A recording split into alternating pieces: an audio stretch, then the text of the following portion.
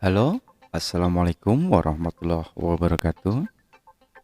Salam untuk adik-adik semua yang tentunya masih setia untuk mendengarkan cerita-cerita kakak.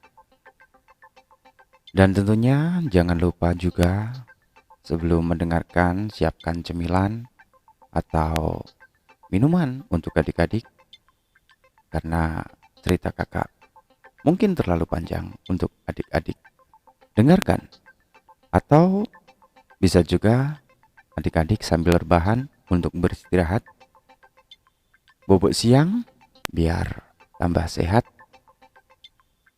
dan tidak terlalu capek ya menghadapi kegiatan-kegiatan yang sementara ini masih di rumah aja. Oh ya, untuk adik-adik jangan lupa jaga kesehatan, jaga kebersihan ya, agar selalu sehat. Oke, kali ini kakak mau bercerita untuk kalian tentang asal-usul kota Cianjur. Adik-adik, siapa yang pernah ke kota Cianjur? Ya, kakak juga pernah ke sana.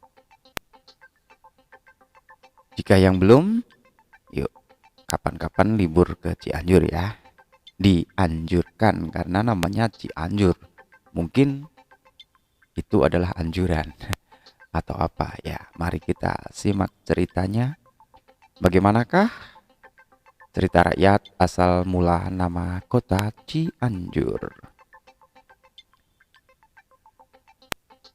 Kakak mulai ceritanya. Siapkan telinga adik-adik semuanya. Jangan siapkan mulut, karena mulutnya diam saja.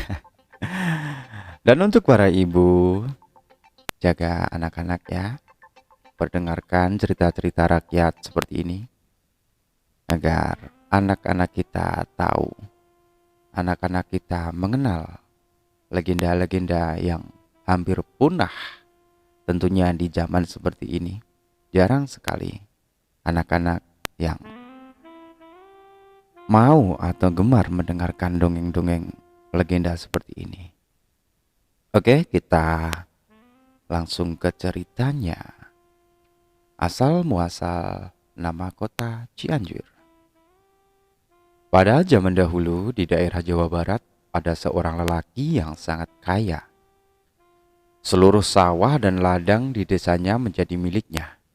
Penduduk desa hanya menjadi buruh tani, penggarap sawah dan ladang lelaki kaya itu. Orang kaya itu telah begitu lama berada atau bertempat tinggal di desa itu.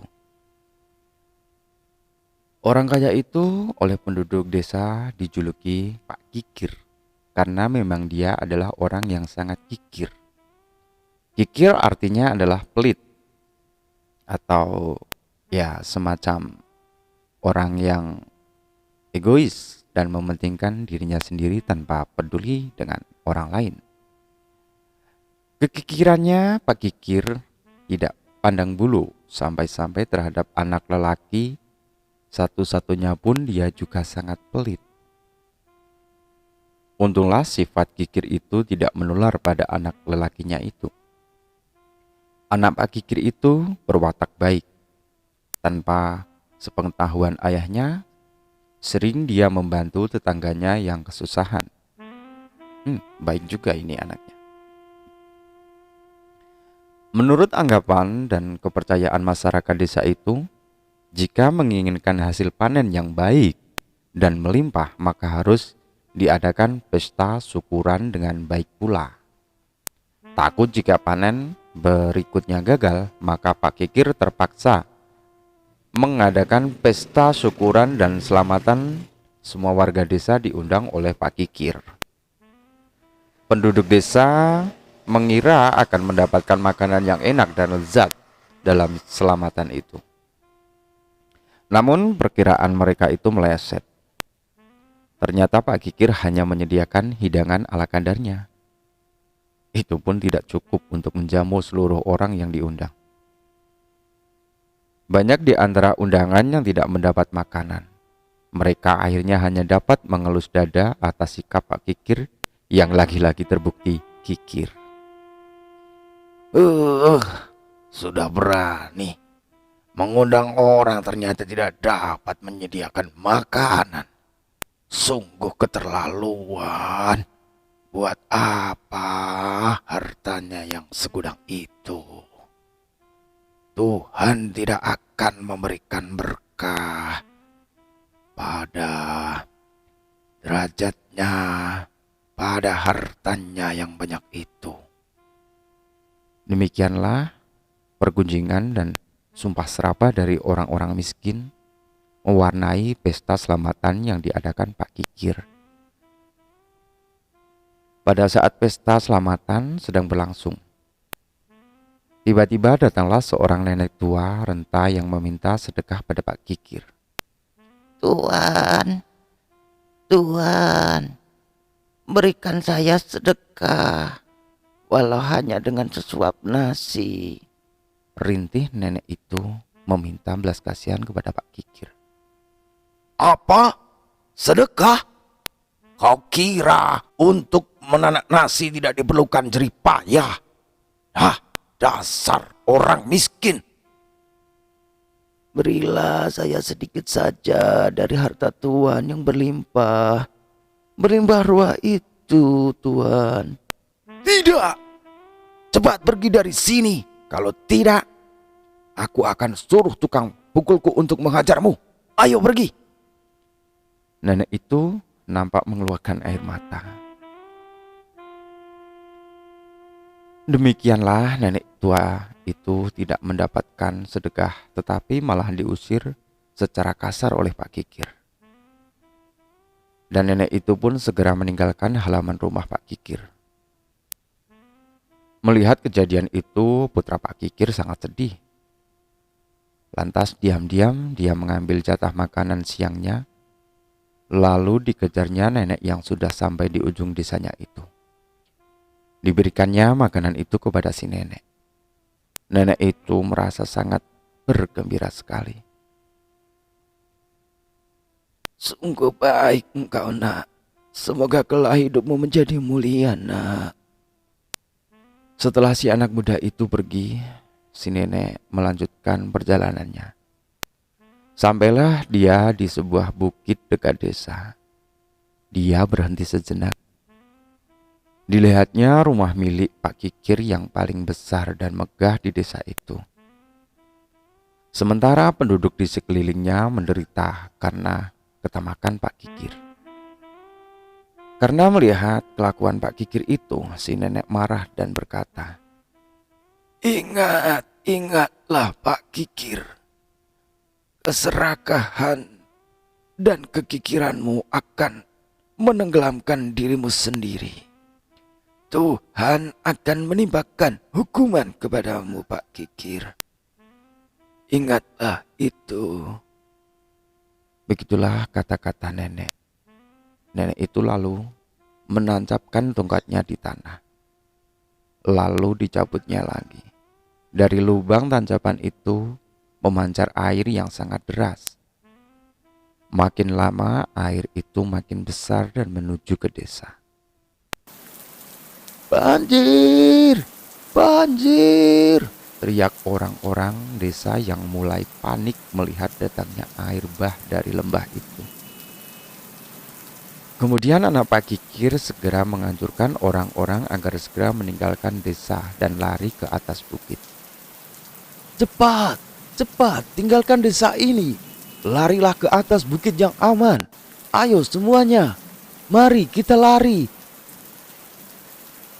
Tapi sawah dan ternak kita bagaimana?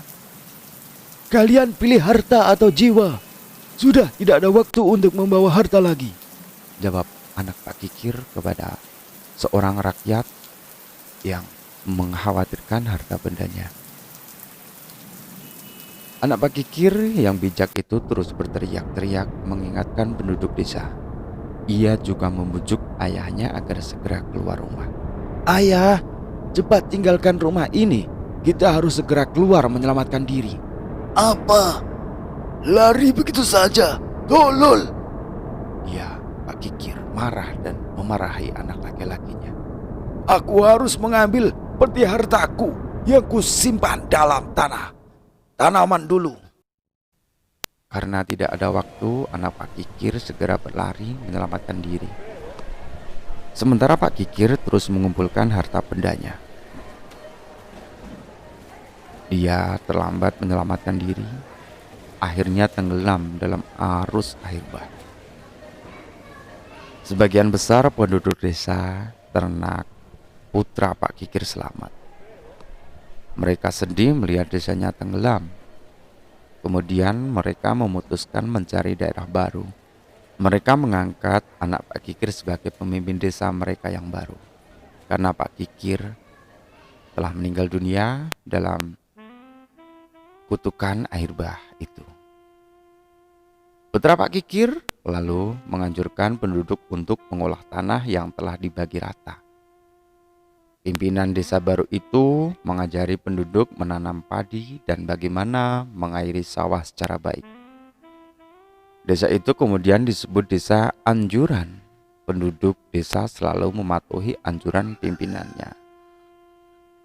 Lama-kelamaan desa itu berkembang menjadi kota kecil disebut kota Cianjur. Ci berarti air, Anjur berarti daerah yang cukup mengandung air. Anjuran pemimpin desa dijadikan pedoman para petani dalam mengolah sawah. Maka sampai sekarang ini beras Cianjur dikenal sangat enak dan gurih. Begitulah cerita asal muasal kota Cianjur. Memang benar, artinya adalah anjuran.